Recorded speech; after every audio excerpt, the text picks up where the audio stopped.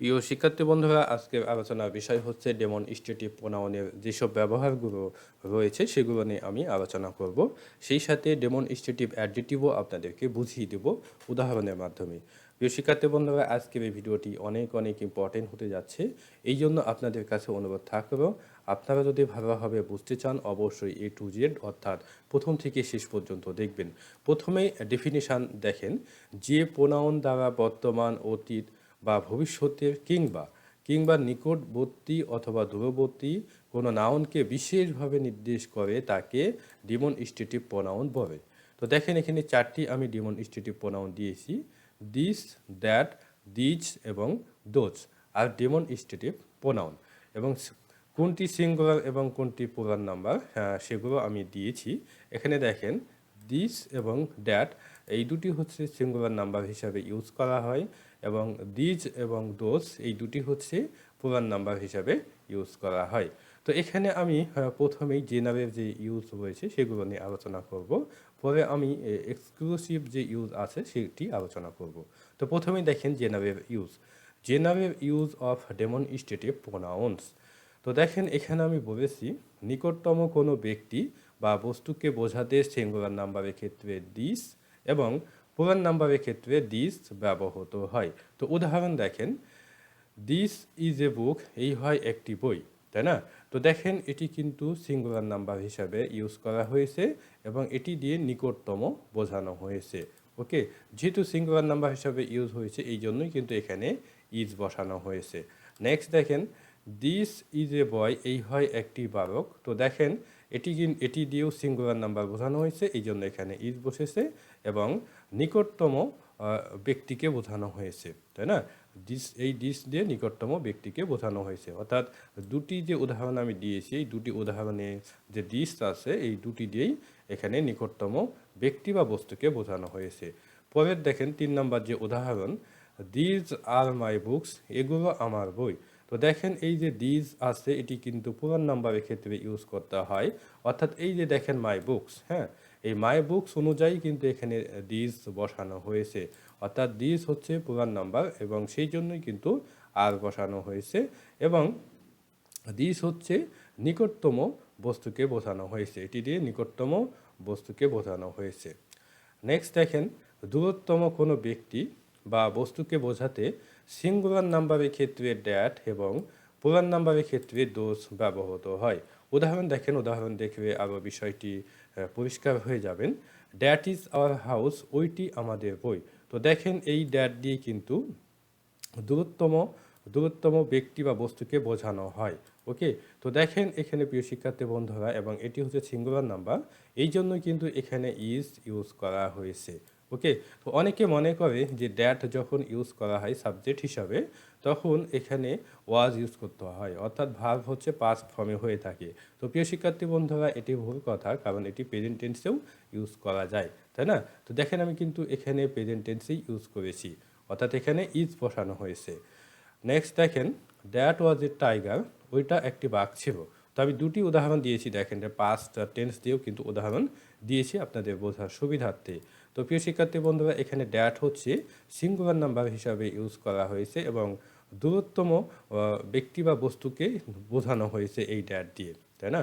অর্থাৎ আমি এখানে বলেছি দূরতম কোনো ব্যক্তি বা বস্তুকে বোঝাতে সিঙ্গুলার নাম্বারের ক্ষেত্রে দ্যাট বসে থাকে। তো নেক্সট এক্সাম্পল দেখেন, those those are your responsibilities, ওইগুলো তোমার দায়িত্ব ছিল। তো এখানে দেখেন, দোজ দিয়ে কিন্তু দূরতম বোঝানো হয়েছে এবং এটি হচ্ছে ডেমনস্ট্রেটিভ প্রোনাউন, তাই না? এবং এটি প্লুরাল নাম্বার, এই জন্য এখানে ওয়ার ইউজ করা হয়েছে।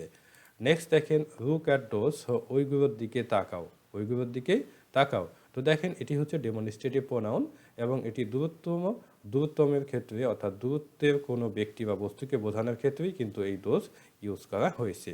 অর্থাৎ এটি দ্বারা বস্তু বোঝানো হয়েছে, যদিও এখানে আমি বলি নাই যে কোনো ব্যক্তিকে বোঝানো হয়, এখানে এটা ওইগুলোর দিকে তাকাও, অর্থাৎ সেটি হতে পারে কোনো বস্তু। এক্সট্রা আমি এক্সাম্পল দিয়েছি আপনাদের বোঝার সুবিধার্থে। This is my book and that is yours. হ্যাঁ, প্রিয় শিক্ষার্থী বন্ধুরা, দেখেন এই যে ইয়োর্সও কিন্তু, অর্থাৎ পজিটিভ কেস কিন্তু আমরা ইউজ করতে পারি ভার্বের পরে। তো দেখেন, অর্থ হচ্ছে এটি আমার বই, ওইটি তোমার, তাই না? তো এই যে এখানে দিস, এটি দিয়ে এই দিস দিয়ে কিন্তু কি বোঝানো হয়েছে, নিয়ারেস্ট কোনো ব্যক্তি বা বস্তুকে বোঝানো হয়েছে, এবং অ্যান্ডের পরে যে ড্যাট আছে এটি দিয়ে কিন্তু দূরত্ব বাচক কোনো ব্যক্তি বা বস্তুকে বোঝানো হয়। ওকে, মানে আপনাদের বোঝার সুবিধার্থে আমি দিয়েছি দিস আর মাই বুকস, তাই না? দিস আর মাই বুক। তো এই যে এই দিস আছে এটি দিয়ে নিয়ারেস্ট বোঝানো হয়েছে, এবং অ্যান্ডের পরে যে দোজ আছে এটি দিয়ে কিন্তু দূরত্ব বোঝানো হয়েছে, অর্থাৎ দূরের কোনো ব্যক্তি বা বস্তুকে বোঝানোর ক্ষেত্রে এটি ইউজ করা হয়েছে। এখন দেখেন ডেমনস্ট্রেটিভ প্রোনাউন কখন প্রোনাউন এবং কখন অ্যাডিটিভ হয়, অর্থাৎ কোনো সময় প্রোনাউন হিসাবে কাজ করে, কোনো সময় অ্যাডিটিভ হিসাবে কাজ করে। কখন ব্যবহৃত হয়, মানে কিভাবে ব্যবহৃত হয় সেটি আমি আপনাদেরকে বুঝিয়ে দেব প্রিয় শিক্ষার্থী বন্ধুরা। দেখেন দেখেন প্রথম যে example, this is a cat, এই হয় একটি বিড়াল, তাই না? এই হয় একটি বিড়াল। তো দেখেন এটি কিন্তু ডেমনস্ট্রেটিভ প্রোনাউন হিসেবে ইউজ করা হয়েছে, কিন্তু দ্বিতীয় যে বাক্য আছে দেখেন, this cat is very nice, এই বিড়ালটি খুবই সুন্দর। তো প্রিয় শিক্ষার্থী বন্ধুরা, দ্বিতীয় যে উদাহরণ দেখেন, এই দ্বিতীয় উদাহরণে দিসের পরে কিন্তু ক্যাট আছে। ওকে, দিসের পরে ক্যাট আছে, অর্থাৎ ডেমনস্ট্রেটিভ প্রোনাউনের পরে যখন নাউন ইউজ করা হবে তখন ওই ডেমনস্ট্রেটিভ প্রোনাউন ডেমনস্ট্রেটিভ অ্যাডিটিভ হিসাবে কাজ করবে। তো দেখেন এই যে এখানে ক্যাট আছে, ওকে, এটি হচ্ছে নাউন, এবং এই নাউনের পূর্বে দিস ইউজ করা হয়েছে, এই জন্য এই ডেমনস্ট্রেটিভ প্রোনাউনটা অ্যাডজেক্টিভ হিসাবে কাজ করছে, অর্থাৎ হয়ে গেছে ডেমনস্ট্রেটিভ অ্যাডজেক্টিভ। বিষয়টা অনেক সেনসিটিভ, মনে রাখবেন। যেমন আর্টিকেলের পরে যখন কোনো নাউন ইউজ করা হয়, যেমন এ বয়, ওকে, তখন কিন্তু আর্টিকেল অ্যাডিটিভ হিসাবে কাজ করে। তো এখানে যেহেতু আমি ডেমনস্ট্রেটিভ প্রোনাউন নিয়ে আলোচনা করছি, আর্টিকেলে আর যাচ্ছি না প্রিয় শিক্ষার্থী বন্ধুরা। দেখেন তৃতীয় যে example, that is a school, ওই হয় একটি স্কুল। তো এখানে ড্যাট কিন্তু সিঙ্গেল, অর্থাৎ ড্যাটের পরে কিন্তু নাউন ইউজ করা হয় নাই, এই জন্য এখানে ড্যাট ডেমনস্ট্রেটিভ প্রোনাউন হিসাবে কাজ করছে। কিন্তু দ্বিতীয় যে এক্সাম্পল দেখেন, সেখানে that school is behind my house, ওই স্কুলটি আমার বাড়ির পিছনে। তো দেখেন এখানে এই দ্যাটের পরে কিন্তু স্কুল ইউজ করা হয়েছে, এই জন্য এই দ্যাট এখানে ডেমনস্ট্রেটিভ অ্যাডিটিভ হিসাবে কাজ করছে। তো প্রিয় শিক্ষার্থী বন্ধুরা, আমি স্কুলের পরে ডেমনস্ট্রেটিভ প্রোনাউন অ্যাডিটিভে দিয়েছি, কিন্তু এখানে হবে এটা এখানে, ওকে, আমি এটা বাদ দিয়ে দিচ্ছি, বাদ দিলাম। তো that school is behind my house, ওই স্কুলটি আমার বাড়ির পিছনে। ওকে, নেক্সট এক্সাম্পল দেখেন, দিস আর মাই বুকস, এগুলো আমার বই। তো সেম অবস্থা দেখেন, এখানেও কিন্তু এই দিস হচ্ছে এখানে একাই ইউজ করা বসেছে, এই দিস হচ্ছে এখানে একাই বসেছে, কিন্তু দ্বিতীয় যে বাক্য দেখেন, দিস বুকস, অর্থাৎ দিজের পরে কিন্তু এখানে বুকস অর্থাৎ নাউন ইউজ করা হয়েছে, এই জন্য বুকসের পরে যে ডেমনস্ট্রেটিভ প্রোনাউন আছে সেটি ডেমনস্ট্রেটিভ অ্যাডজেক্টিভ হয়ে গেছে এবং ডেমনস্ট্রেটিভ অ্যাডজেক্টিভ হিসাবে কাজ করছে।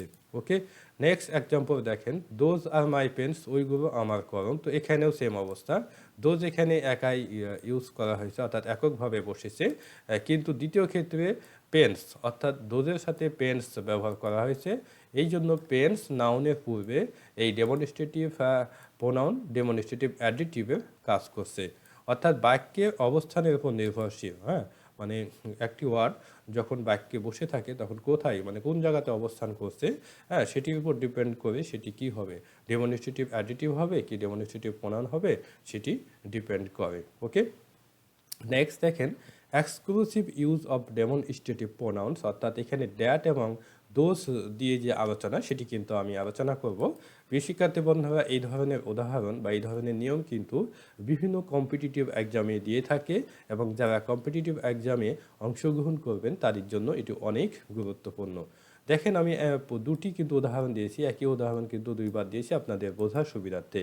The rice of Dinajpur is better then the rice of Rajshahi, অর্থাৎ দিনাজপুরের চাউল রাজশাহীর চাউলের থেকে ভালো, তাই না?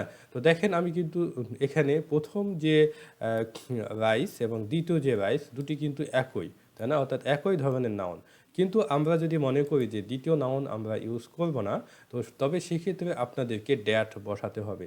এবং আরেকটি বিষয় আপনাদেরকে নজর দিতে হবে বা লক্ষ্য করতে হবে, প্রথম যে নাউনটি আসছে সেটি হচ্ছে সিঙ্গুলার নাম্বার। হ্যাঁ, যেহেতু সিঙ্গুলার নাম্বার এই জন্য এখানে ড্যাট বসেছে, যদি এখানে রাইস পুরান নাম্বার হতো তাহলে কিন্তু আপনাদেরকে দোজ বসাতে হতো, যেটি আমি পরে উদাহরণে আমি দিয়েছি। তো দেখেন প্রিয় শিক্ষার্থী বন্ধুরা, the rice of Dinajpur is better then that of Rajshahi. তো এই যে দ্য রাইস, অর্থাৎ রাইসের পরিবর্তে আমরা এখানে দ্যাট ইউজ করেছি। ওকে, অর্থাৎ এই যে প্রথম যে রাইস আছে এই রাইসকেই কিন্তু এখানে এই ড্যাট দিয়ে, এই ড্যাট দিয়ে এখানে ইন্ডিকেশন করা হচ্ছে। এই জন্য এখানে মানে রিপিট করা হয় নাই, মানে আবারও এখানে রাইস ইউজ করা হয় নাই। তা আপনারা দুভাবে দিতে পারেন, কিন্তু যখন আপনাদেরকে দেওয়া হবে পরীক্ষায় তখন এইভাবেই দিবে। দ্বিতীয় যে আমি উদাহরণ দিয়েছি এভাবেই কিন্তু দেওয়া হবে। ওকে, এবং আপনাদেরকে প্রথম যে নাউন সেই নাউন অনুযায়ী আপনাদেরকে বুঝে নিতে হবে এখানে ড্যাট হবে না দোজ হবে। পরের যে এক্সাম্পল সেটি দেখেন, সেটি দেখে আবার বিষয়টা পরিষ্কার হয়ে যাবেন। দ্য রোডস অফ ঢাকা আর wider than the roads of Rangpur. অর্থাৎ ঢাকার রাস্তা রংপুরের রাস্তা থেকে প্রশস্ত, তাই না? তো দেখেন এখানে প্রথম নাউন হচ্ছে দ্য রোডস অফ ঢাকা, এটি নাউন, এবং দ্য রোডস অফ রংপুর, হ্যাঁ, এটিও নাউন, অর্থাৎ একই ধরনের কিন্তু নাউন। অর্থাৎ দ্বিতীয় নাউন কিন্তু আমরা রিপিট করব না, দ্বিতীয় নাউনের পরিবর্তে আমরা কি বসাবো? দোজ বসাবো। দোজ যদি বসাই তাহলে কিন্তু হয়ে যাবে, তাই না? দোজ বসাবেই হয়ে যাবে। তো দেখেন প্রিয় শিক্ষার্থী বন্ধুরা, এখানে প্রথমে আমি বলেছিলাম যে ডোজ কখন বসে। এই যে প্রথম যে রোডস আছে, দ্য রোডস অফ ঢাকা, অর্থাৎ ঢাকার রাস্তাগুলো, তাই না? ঢাকার রাস্তাগুলো। তো যেহেতু এখানে এই রোডস যেহেতু নাউন, এবং এই নাউনকেই যেহেতু বোঝানো হচ্ছে, এই জন্য এখানে আমরা কি করেছি? ডোজ ইউজ করেছি। এবং আরেকটি বিষয় আপনাদেরকে খেয়াল রাখতে হবে, এই রোডস যেহেতু পুরান নাম্বার, এই জন্য আপনাদেরকে এখানে ডোজ ইউজ করতে হবে, সেটিই কিন্তু ইউজ করা হয়েছে। আর আরেকটি বিষয় আপনারা অবশ্যই লক্ষ্য রাখবেন, অফ কিন্তু দিতে হবে, অফ ছাড়া কিন্তু হবে না, এটা অবশ্যই আপনারা লক্ষ্য রাখবেন। তো প্রিয় শিক্ষার্থী বন্ধুরা, আজকে এ পর্যন্তই। আই হোপ আপনারা বুঝতে পেরেছেন। এরপরে যদি কোনো সমস্যা হয় অবশ্যই আমাকে কমেন্টের মাধ্যমে জানাবেন, আমি চেষ্টা করব আপনাদের কমেন্টের উত্তর দেওয়ার। বেস্ট অফ লাক, ভালো থাকবেন।